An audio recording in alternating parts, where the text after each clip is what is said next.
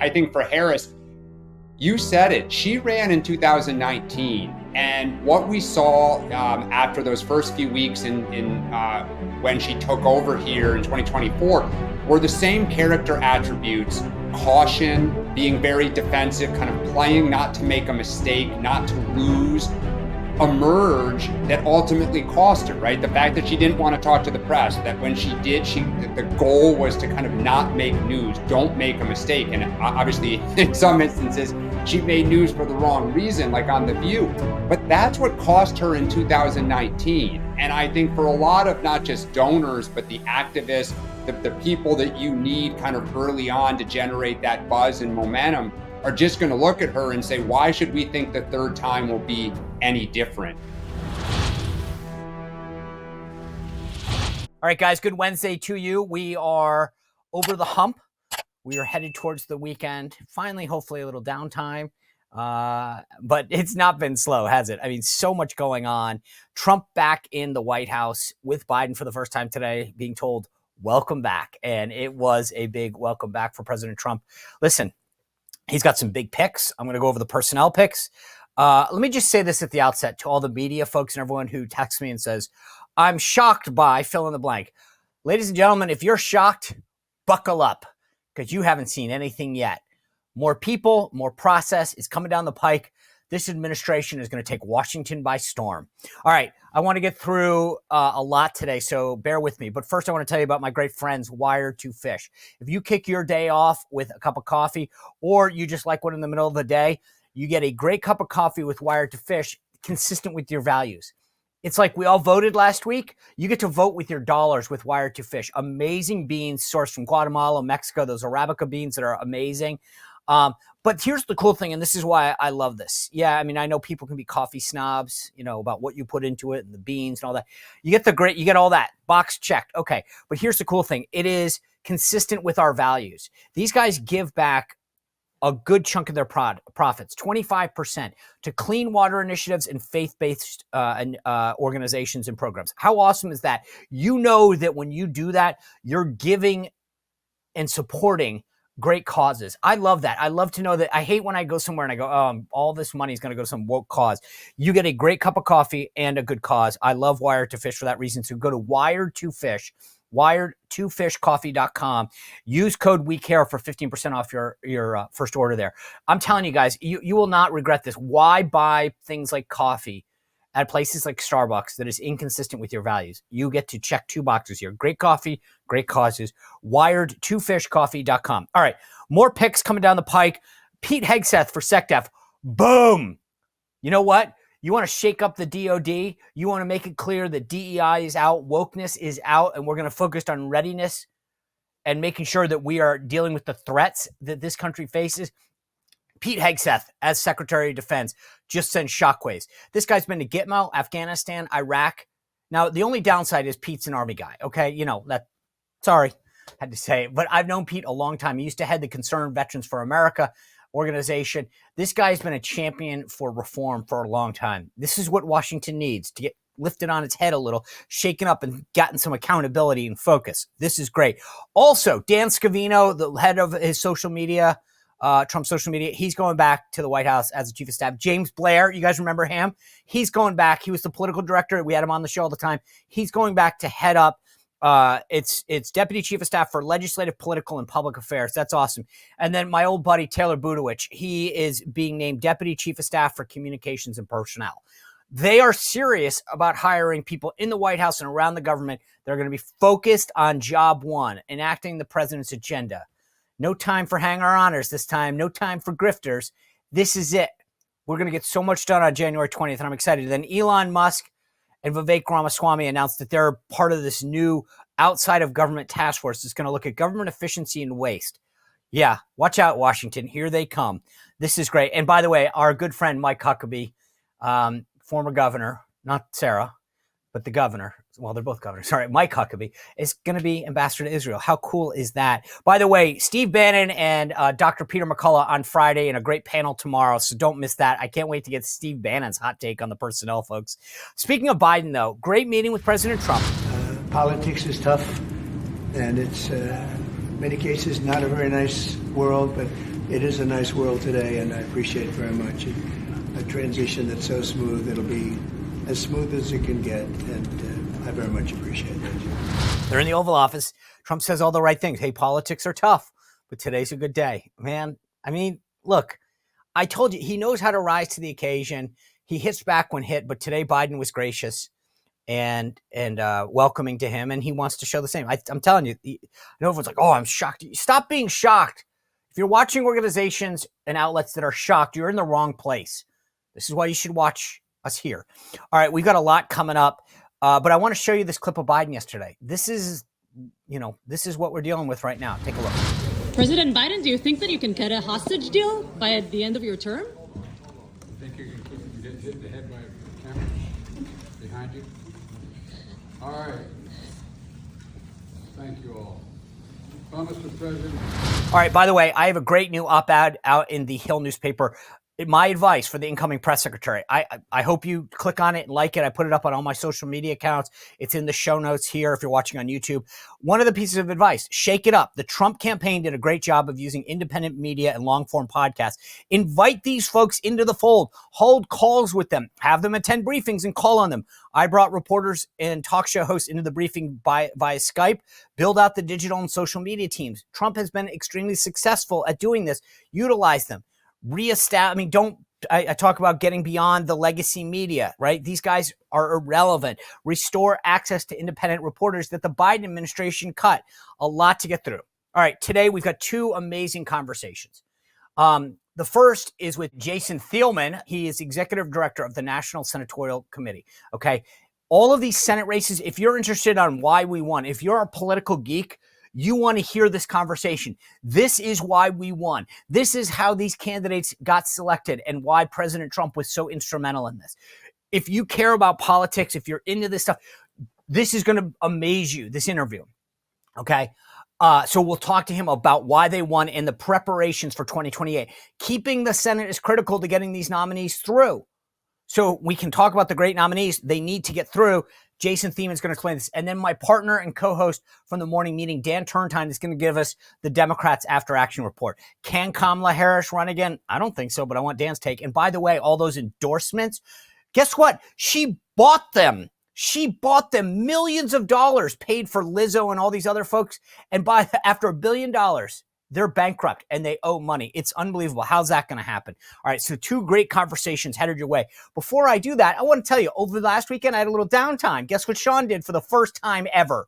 I played pickleball for 2 hours with producer Ronnie. And you know what? He did best me.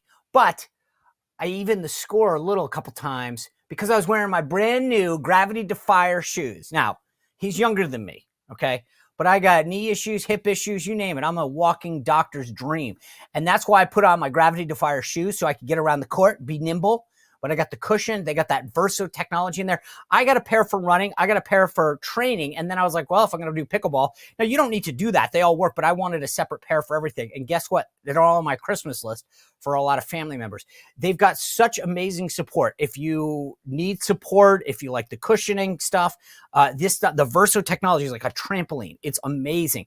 I'm telling you, I've got so many pairs now. It's unbelievable. Your feet will love you for this. So I took my Gravity Defiers to the pickleball court. Check it out. Here's me doing this on the, it's like walking on pillows. So you will not regret it. If you need a good shoe, they do it. And they come in wide, which is another big bonus for me. Just use code SPICER30 at gdefy.com. SPICER30 at gdefy. So Gravity Defier. Don't wait any longer. Make your feet happy. Get a pair of these. All right. Without further ado, Jason Thielman from the National Republican Senatorial Committee on why we did so well. Jason, thanks for being here. I really appreciate you making time on a busy day. Hey, Sean, my pleasure to join you today. All right, so just let's start with the big picture. What are your big takeaways as to why Senate Republicans did well Tuesday, whatever it is, a week ago Tuesday?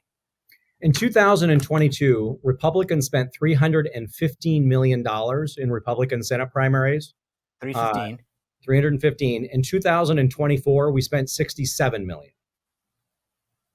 Obviously, Okay. In 2022, we lost a seat. In 2024, we gained 4 seats and eliminated 3 18-year incumbents from the battlefield. And that, I think, is the most significant difference, was the ability to coordinate and work with President Trump to get candidates that could be successful in primary and general elections and eliminate the internal warfare and bloodletting and expense and damage that would have come from an intra-party feud if people would have tried to work opposite of Trump in selecting candidates that he wanted. Okay, so just to get some historical perspective, in the past, some NRSC chairmen have said, "Hey, let's just have primaries, and whoever wins." Was Senator Daines, who's the chairman of your organization from Montana, did he what approach did he have to primaries? Was it, I'm gonna talk to President Trump, we're gonna come up with the best candidate, or was it laissez-faire, like, hey, let it go? Or how did you guys approach primaries? It was the latter. The very first meeting, within a month of him assuming this position as chairman of the NRSC, he and I went down to meet with President Trump and talk about what we needed to do, especially not to have another miss. We've spent $600 million, Sean, trying to win the Montana and Ohio Senate races over the last 18 years. And we sat down and said, we cannot do that again. We need to have a path forward here. And that's only going to work if we find candidates that are aligned with you and therefore going to be both successful in a primary and in a general election. Okay, so Tim Sheehy wins that seat. We know how the story ends.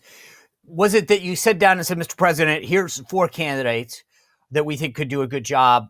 Here's the one. Which one do you like, or which one do you want? Or how did that work? Did he choose? Did you guys suggest, except, whether it was Montana or Pennsylvania? Like, how did that play out? We had an open conversation. We did this really in every state, but job number one was to not mess up West Virginia and Montana. So we certainly shared with him. We thought we had a great idea in this Navy SEAL, successful entrepreneur businessman who would be a great MAGA candidate in Tim Sheehy in Montana. And then we all know that President Trump and his son have always had a great close relationship with Governor Jim Justice in West Virginia. And in fact, Governor Jim Justice joined with President Trump and switched parties to become a Republican with President Trump and Don Jr. So we talked about, the profiles of these people, because what was going to happen is we were going to have these primaries with people who had ran and lost in 2018. And we said to the president, if we repeat that same formula, have the same people who lost and failed in 2018, we're likely to have similar results. He certainly agreed with that. And then we started talking about, well, who would the best candidates be that he would want to have helping him advance his administration policies, get his cabinet picks. And that's in the place that we're at now, is having a strong majority with senators that are going to be very supportive of his agenda. Okay. So we got West Virginia, Jim Justice, great job in West Virginia. Current governor, very popular. He spent $5,000, by the way, in 2000. Wait, he spent $5,000 or you guys spent $5,000? We did. The NRSC spent $5,000 in 2024. For context, that was a $70 million Senate race that we lost in 2018. And we had to spend $5,000 by taking the strategy of the most important day isn't necessarily election day, it's filing day. And no one is going to be successful in this party unless they work and align and coordinate with President Trump. He's the leader of the party. So it's not just about money that you would have spent, but it's where you got to spend it elsewhere, right? I mean, It's like we didn't have to. Okay. So you pick up West Virginia, Jim Justice there. You pick up Tim Sheehy and defeat John Tester in Montana. And then I think the other 2 big success stories are Ohio and Pennsylvania. Yes. What can you tell us about both of those? Well, in Pennsylvania, and this is another important part of the strategy, is neither Dave McCormick or a Jim Justice or a Tim Sheehy would have even been willing to run if we hadn't been able to make a commitment to them that we would be all in on helping them be successful from day one, starting in the primary. And you look at Dave McCormick's margin of victory here, it's going to be less than 0.5%. There was no margin for error in that success in order to be successful there. So let me ask you this: like, if someone's watching the show and saying, "I don't get this," like, what prevented somebody from some rando in Pennsylvania that said, I want to run for the Senate, they still could have run, right? Well, absolutely. Yeah, no, we have no ability to stop anyone from running. But what you do is, we worked really hard on making certain that these candidates and their organization and operation were someone that could be appealing to as many of the key factions within the Republican Party. Most importantly, the Trump wing of the party, which is far and away the dominant wing of the party. And I think when people see that, they recognize that it's a pretty futile effort here to try to take on where President Trump is at in these key races.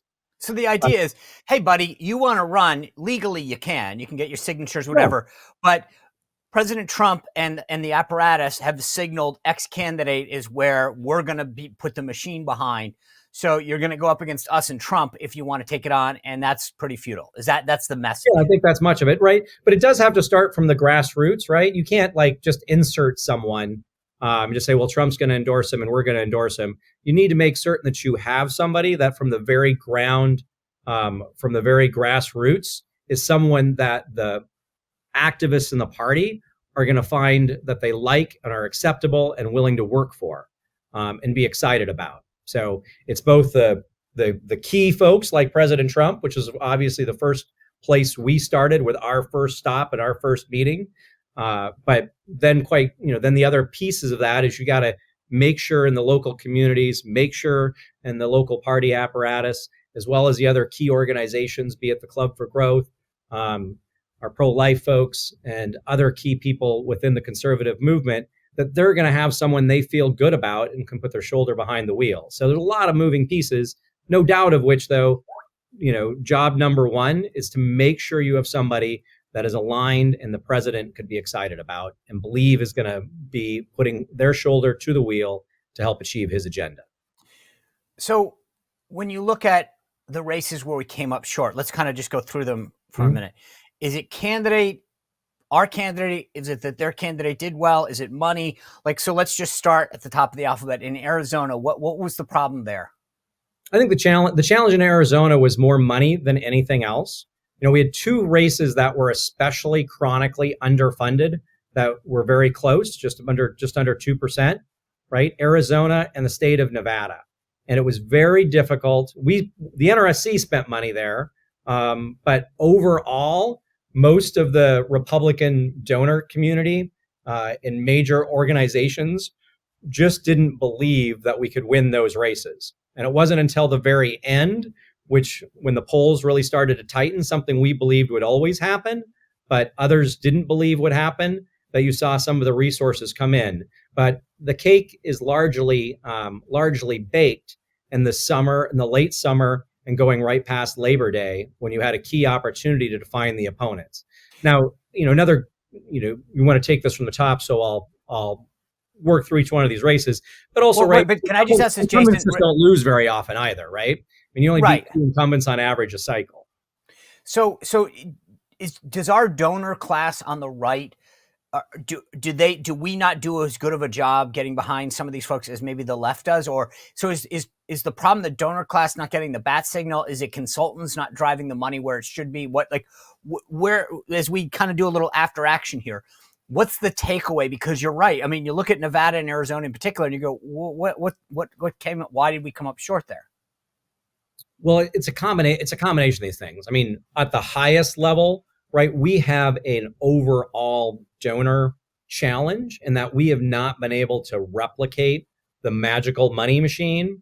Now, maybe it's because we do it legally, but the magical money machine that is Act Blue. And, on paper anyway, right, Democrats have 3 times as many of these small dollar donors, and they also cooperate much better. So on the day that Jackie Rosen in Nevada announced that she was going to run for re-election, every single Democrat senator and every major Democrat entity that had a donor base all put out an email driving dollars to that candidate. And they replicated that with each and every one of their incumbents, creating an immediate infusion of cash, massively building their donor file with repeat donors. So there are some inherent problems just with the size and level of investment and our ability to bring in more donors, which creates a challenge here and allows them to build, really massive moats around them, around their candidates and campaigns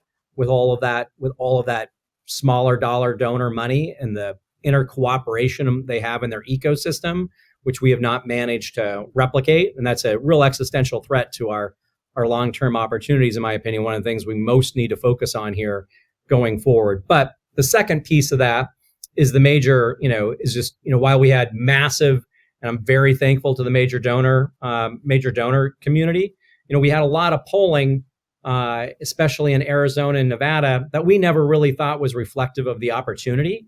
But when donors see these polls come out there, and a lot of this is, I think, a reflection of the fake news media putting out polls showing Sam Brown consistently down 8 points, showing Kari Lake down consistently 8 points. And I believe this is a coordinated action by the left.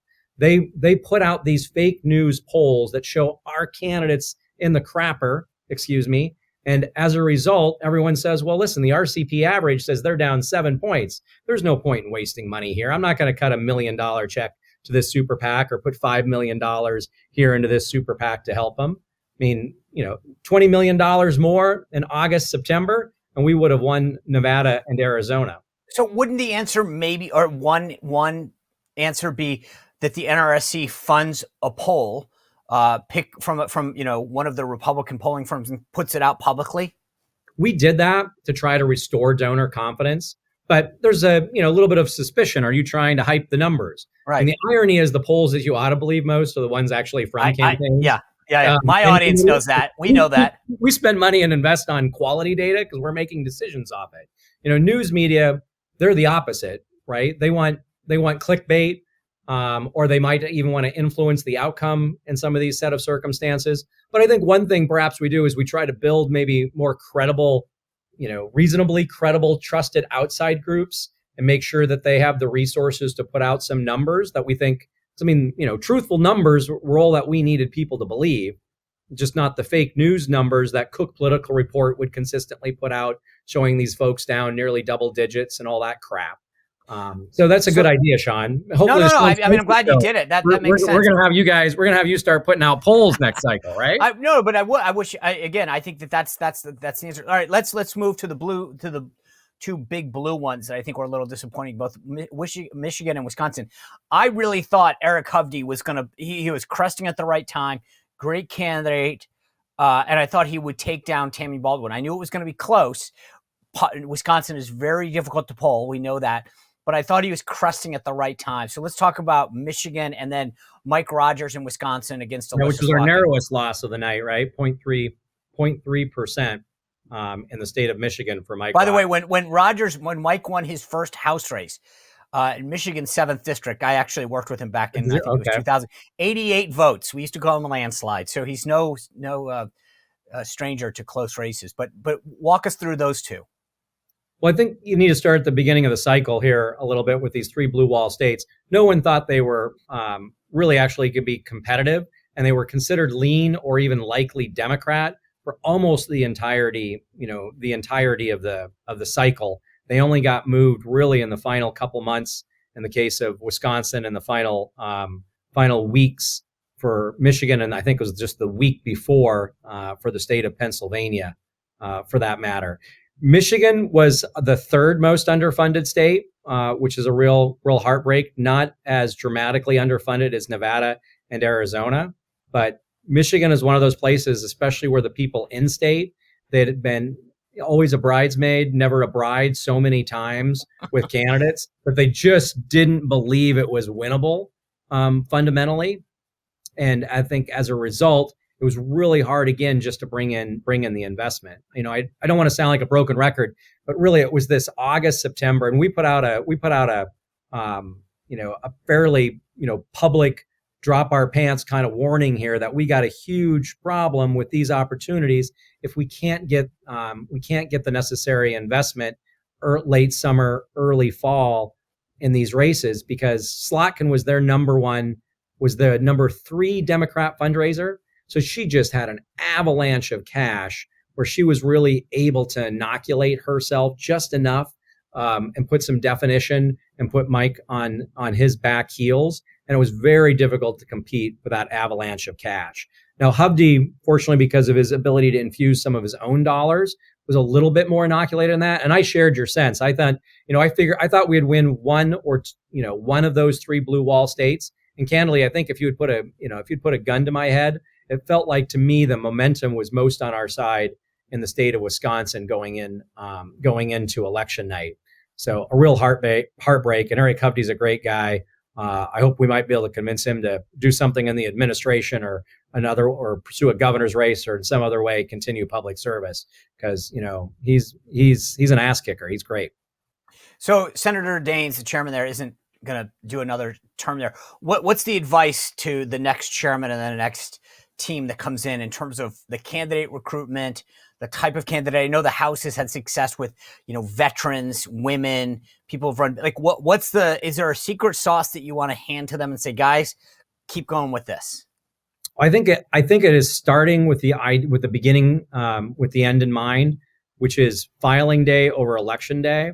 And it's not only just who you recruit, it's also who you disrecruit, right?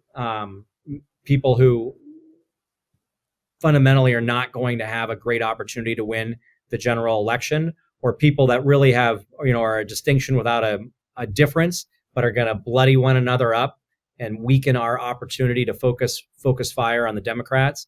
So I think being very deliberative on the front end of that process. Now, of course, next cycle too, we have an incumbent heavy cycle. Well, that's what I was going to ask you. So explain that. What does the landscape look like for next cycle? Like, are Republicans on offense or defense with the number of seats? Because the Senate is so unique because it's a third every cycle. We're far more on defense. We have a couple great offensive opportunities, notably in the state of Georgia is probably one of our best offensive opportunities. Which one's inside? Who's up there? It's Warnock or no, it's not Warnock. It's oh my gosh, I'm blanking on. Ossoff. Oh, John Ossoff. Yeah, exactly. Yeah. Okay, he's a very memorable guy, Yeah, I know. Well, that says a lot there. But I think Warnock's on TV all the time. Ossoff is not. So that should be, and considering how President Trump did, the Kemp machine. Okay, so that's an area that we should be on offense, right? Yeah, I think that is a huge opportunity. But, right, we're going to be, while they're good Republican states, I think we need to be mindful of both Florida and Ohio. So making sure that table gets set right immediately, I think, is important. And then, so that seat is going to be the Rubio seat that's going to be open, right? Yes, yeah, the Rubio and the J.D. Vance seat. Right. Okay, and so you're going to have caretakers in each seat, right? May or may not run in their own right? Right. So I think my take is whoever DeSantis puts in Florida probably won't run again. That'll be their deal. I do think my understanding in Ohio is that someone like a Jane Timken, who ran before, very close to Trump. She was the chairman of the party at his request in 2016. She's now the national committee woman for the RNC at Trump and was backed by Trump. She'd be someone who would run again, I think would win. I think that's going to be the difference in the two states. Do you agree? I think I think that certainly could be the case. I think what is most important for both of those governors to consider is it's critical that they have someone who is going to be a partner to President Trump to make certain that we are successful in these first 100 days in this first year of the administration. Because the best way that we can avoid what is, oftentimes a midterm curse for the party in power of the White House is to be very successful at governing. President Trump has an agenda that the American people agree with, and we need to make certain that he has a Senate that's going to help him get that done. Elon Musk is playing a big role in President Trump's transition, but he tweeted out something the other day that I thought was fantastic. He said, normally PACs go somewhat dormant after a big election. America PAC, which is his PAC, is going to do the opposite and keep grinding, increasing Republican registration in key districts around the country in preparation for special elections in the midterms. Is that good for you? Or is that, do you want a third party like that weighing in on primaries? Well, I think it's fantastic that Elon Musk is going to continue that effort and operation.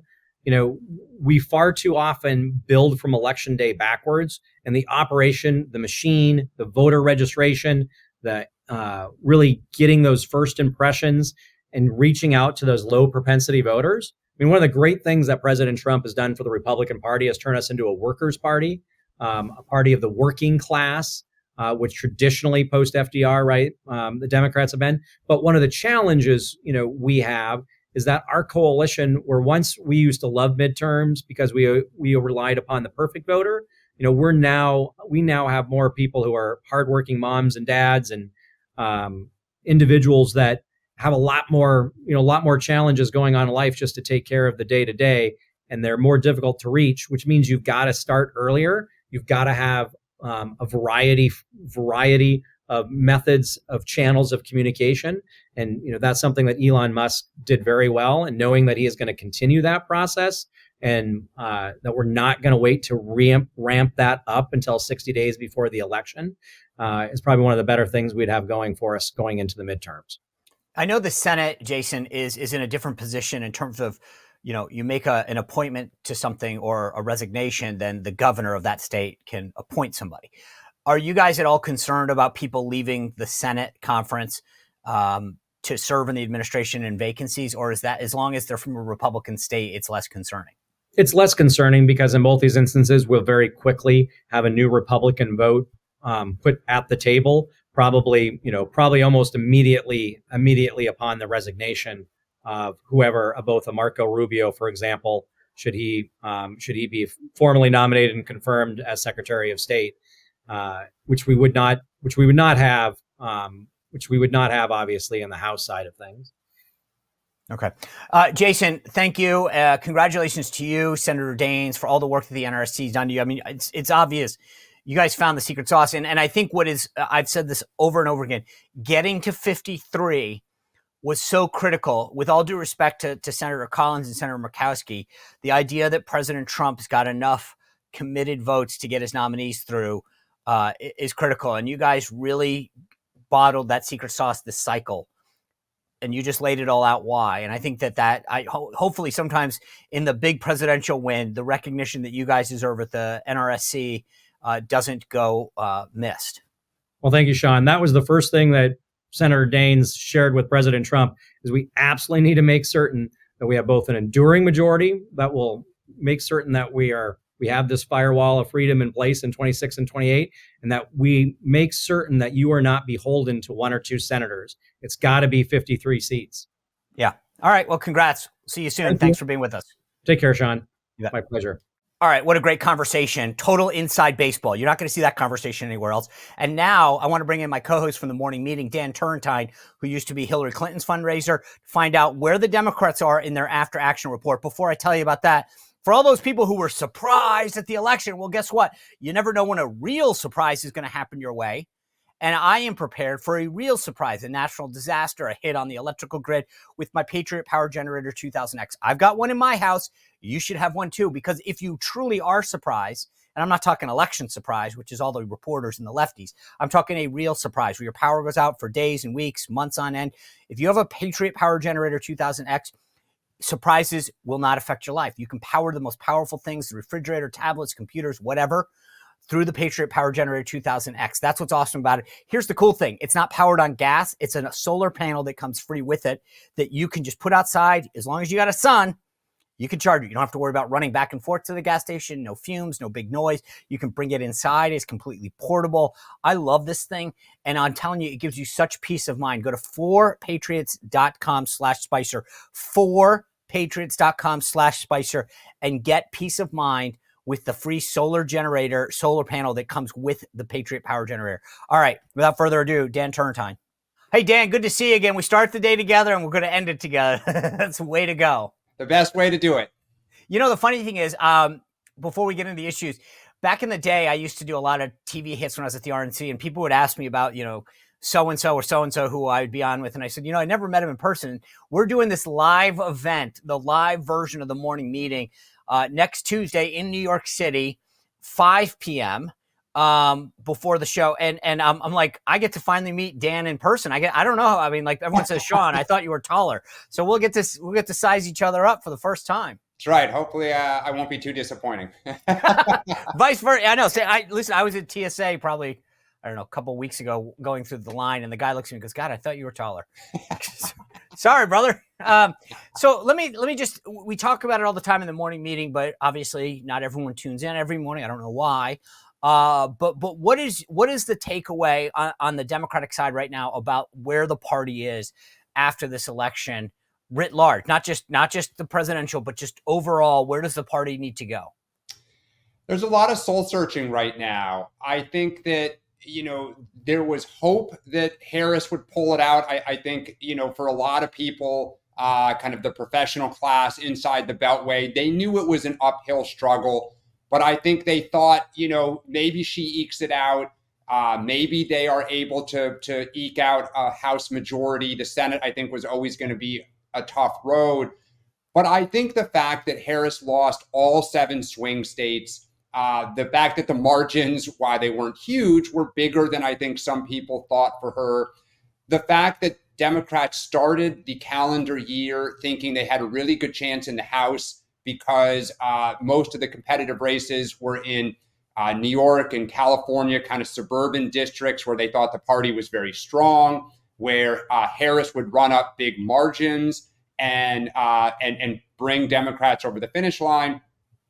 And obviously, the year is ending here with Democrats, in kind of massive retreat in a lot of blue areas. The suburbs swung against them. Trump was very popular in, let's say, suburban Long Island and kind of upstate New York and in parts of California. And so as the party looks kind of around both kind of demographically and geographically, there are not a lot of bright spots right now. And when you get thumped like this, it causes a lot of introspection. And I think one thing that's really fascinating is the most progressive parts of the party are largely silent right now. They are not. Who's going to be who? How important is the pick for DNC chair? Look, the DNC chair, I think, will be one of the first signals, and so will, not to get into acronymville for listeners, the DCCC chair, the entity that oversees House races, and the DSCC chair that oversees Senate races. All 3 of these are going to happen in the next month or so, and you're sending a signal. Like each of these divisions will be sending a signal for what kind of change it wants or doesn't want. And then you're going to get into, in the case of the DCCC and the DSCC, candidate recruitment for people who are going to run. How willing are you to get outside the mold? People with new perspectives, people whose backgrounds don't fit the traditional Democratic orthodoxy that's been so dominant the last few years. So we're going to get some pretty big tells early on. And now we may have special elections because President-elect Trump is choosing House members to fill and senators.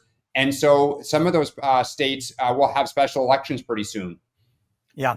I don't want to dwell on this, but let me just ask you. I asked you and Mark Halpern this a few weeks ago, but it was before the election, before we know what we know now and how she ultimately did. Kamala Harris and Tim Walz, do they have a future for running for office in your party? I mean, in terms of, you really know the donor class. Like, yeah. People going to say, hey, you had your shot? Or is it, hey, you came in at the last minute, you got, because remember, she ran in 2019, so this wasn't her first rodeo. Yeah. But do you say, hey, you've now tried twice, you came up short, go sit on a corporate board, or does she get another shot? And I think, I got to be honest with you, I can't imagine that Tim Walz thinks, hey, that made me a star, I should try this. Yeah, no, I think you're right. I think it's hard to see either of them having much of a future running for president. I think for Harris, you said it. She ran in 2019. And what we saw after those first few weeks in when she took over here in 2024 were the same character attributes: caution, being very defensive, kind of playing not to make a mistake, not to lose, emerge, that ultimately cost her, right? The fact that she didn't want to talk to the press, that when she did, the goal was to kind of not make news, don't make a mistake. And obviously, in some instances, she made news for the wrong reason, like on The View. But that's what cost her in 2019. And I think for a lot of not just donors, but the activists, the people that you need kind of early on to generate that buzz and momentum are just going to look at her and say, why should we think the third time will be any different? I think for Tim Walz, he looked like he was out of his league. And I think, it starts with the resume and not just the questions, but the way he addressed them or the lack thereof, that I think people are going to say, do you have the kind of chops, the nimbleness, the understanding of what it takes? And, never say never, but he has a very high bar now that he'll have to prove to people that he can do it. And by the way, there are going to be a lot of people trying to shoot him down who would rather have the job. Yeah, I think when Kamala Harris is running around and he's saying the advice she gave me is to talk less, that's not something that's. But you listen, you teed me up because one of the words you used was it cost her. Yeah. I want to talk about what costs her. There's reports out there, and I don't want to get in the weeds, but there's a report that says that she's in debt after spending $1 billion. Right? That's one whole thing. Yes. But check this out. This is what she spent money on. $5 million to Meghan The Stallion, $3 million to Lizzo, $1.8 million for Eminem, $1 million for Oprah, $10 million to Beyonce, $500,000 to Al Sharpton. I mean, one, I'm blown. I mean, that to me, the idea, it's like you actually, these weren't endorsements, you bought them. Yeah. Number two, which sends a very different signal that these people weren't there because they wanted you. They were there because, they made a ton of money off you. Yeah. So what does that say about the endorsements, number one, but number two, how they spent their money? Yeah. I mean, there's going to be a lot of questions that she, and frankly, the DNC, the senior staff, Sean, you've worked on a lot of campaigns. I don't know how many instances here the candidate was aware of or making a decision, but certainly the senior staff would. I mean, they control the budget. They're the ones kind of doing the day-to-day. I mean, Frank, it's really horrifying. It's one thing to have a Bruce Springsteen concert in Philadelphia, the way, let's say, John Kerry did right before the 2004 election, but to have this many performers kind of all going at once, all with their hands out. And some of this was just, straight up production costs. Right. And then paying, different segments of the party, different activists to get on board. Barack Obama ended what had been a tradition, unfortunately, in the Democratic Party, certain constituencies you engaged with financially. And Barack Obama put an end to this and said, kind of, if you keep your hand out, I'm going to go public and I'm going to basically shame you into trying to monetize what should be, an all hands on deck effort to kind of do the right thing. But the funny thing is, people were crapping on Trump for $1 million to rent Madison Square Garden. He spent $1 million and got worldwide attention. She's blowing $3 million on Lizzo. And I'm sorry. I don't know that anyone gives a crap who Lizzo's voting for. Yep. I wonder how much it's going to come out that she paid for Taylor Swift. Yeah. I mean, it's just, it shows the disconnect that somebody within that campaign thought the best way to relate to the targeted voters was with celebrities and not kind of regular people or being in a Green Bay diner and, shaking hands and trying to win people over. So, but Dan, I mean, you talk about Obama. Doesn't that, to me, these are experienced hands on your side. I may not agree with them, but I respect them as operatives. They are, Pluff, Cutter, they're names that we know that have, I just don't get how after Obama, and many of them are Obama veterans, they say, Obama didn't do this, and you're right. He had a view of, hey, look, you're in this for the right reasons or not. How do you turn around and say, hey, it's cool that we can spend millions of dollars on these people when they themselves knew that Obama had done this without all that expense? It's a great question. And I think I will look forward to hearing more from staff as they kind of return to town and have drinks and, the truth really starts coming out. But one of the things I do wonder is if they had so much money that you kind of just put everything on the table, almost like a whiteboard of I'm sure you and I have experienced this. It's oh my God, if we had all the money in the world to run a campaign, what are some crazy outside the box things we would do? That's where they went. The alternative is they were very desperate and they knew they had problems with young voters. They knew that they were having kind of more and more electoral struggles. And they just thought, let's try throwing the Hail Mary and see if a bunch of celebrities could get people engaged. I mean, I know that concert she did with, I think it was Beyonce down in Houston on the Friday night at 9 o'clock was all designed to appeal to, women 18 to 30 years old without children who they thought were their best performing demographic, who they thought were online, on their phones, on, Instagram, etc., on Friday night or when they wake up Saturday morning, and that this would reach them, right? And if you're pulling that lever a week out of the campaign, it's a challenging environment. I love the angle that you brought up. I remember when I was at the RNC, we're millions, literally $26 million in debt. And we had to think like a small business. I literally canceled newspaper subscriptions that had been on the books for decades because I'm like, hey, that's $500. That's whatever you think. And when you're told on the flip side, hey, we got $1 billion, you're like, guess what? Party time. Exactly. Everybody gets swag. There's a video that I want to ask you on Veterans Day. The president and the vice president went over to Arlington to pay tribute to our fallen soldiers and those who have served. And there's this video a lot of people are, speculating on. Kamala Harris comes down with the second gentleman, and it looks like Jill Biden is laser focused, looking forward. There's no eye contact. What do you think that relationship between the Bidens and Kamala in particular is?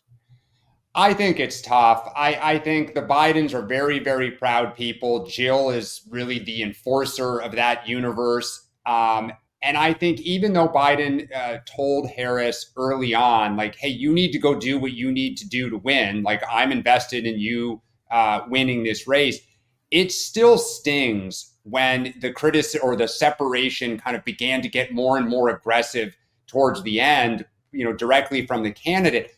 But also the staff began to kind of leak about all the structural problems that they inherited. They talked about kind of, David Plouffe's last tweet before he deleted it was just like, we almost dug out of the hole. And I think to the Bidens, there are still people in Joe and Jill Biden's orbit who really believe Joe Biden would have still been a better candidate after all of the last year.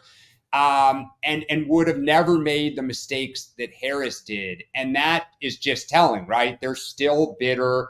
I think they're going to, unfortunately, probably go to their grave, just angry at the party, angry at the way they were treated. It had to hurt that she exploded out of the gate with enthusiasm, $1 billion, everyone talking about how relieved they are he's not around anymore. It hurts. They're very prideful. Yeah. I do think this, like, I get the concerns about Biden, but the guy's, I kept hearing he's a third senator of Pennsylvania. Just send him there. He loved going to Pennsylvania on the way to Delaware. Send him there all the time. But they really, I think it was a level of disrespect. Dan, I appreciate you coming on, giving us this perspective. Obviously, every morning, tune into the morning meeting with us. I'm excited about this big live event next Tuesday in New York City. If you're there, and considering I would have normally said, God, New York City is not a great place, but consider it to do it a bipartisan event like this. But considering how President Trump did in Manhattan and the surrounding areas, maybe it's not so bad anymore. Anyway, Make America Great Again hat. That's right. All right. Yeah. Well, we'll see. I'll bring one. How's that? I will bring the hat. That's a good idea. I'm going to put that in the luggage right now. I appreciate you being with us, guys. Thanks for being with us. Great panel tomorrow, Friday. Dr. Peter McCullough on the Maha movement and Steve Bannon. He's going to give us his take on Trump's picks, what he thinks so far, and what the agenda is out of the gate. Make sure you're signing up for SeanSpicer.com. It's free, or you can become a paid VIP member as well. My latest column that I mentioned earlier in the show is up there as well. We'll see you back here tomorrow, 9 o'clock on the morning meeting, 6 o'clock here. Have a good night. See you tomorrow. Well, if you enjoyed this content, make sure to like this video, subscribe, and click the notification bell to get more.